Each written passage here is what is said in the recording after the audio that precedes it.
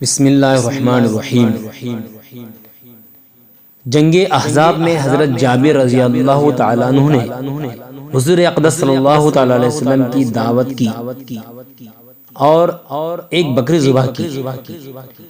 حضور اقدس صلی اللہ تعالیٰ علیہ وسلم جب صحابہ کرام کی معیت میں جابر رضی اللہ عنہ کے گھر پہنچے تو حضرت جابر رضی اللہ تعالیٰ عنہ نے کھانا لا کر آگے رکھا۔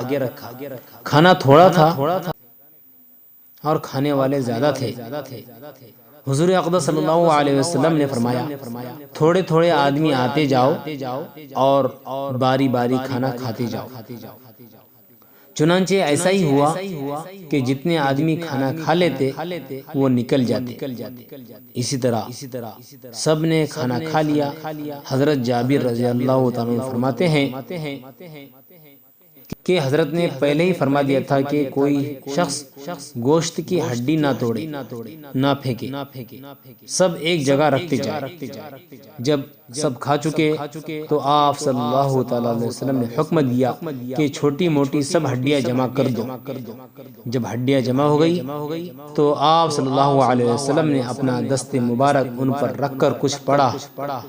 آپ صلی اللہ علیہ وسلم کا دست مبارک ابھی ان ہڈیوں پر تھا ہی اور زبان مبارک سے کچھ پڑھ ہی رہے تھے کہ وہ ہڈیاں کچھ کا کچھ بننے لگی، یہاں تک کہ گوشت پوست تیار ہو کر کان جھاڑتی ہوئی وہ بکری کھڑی ہوئی۔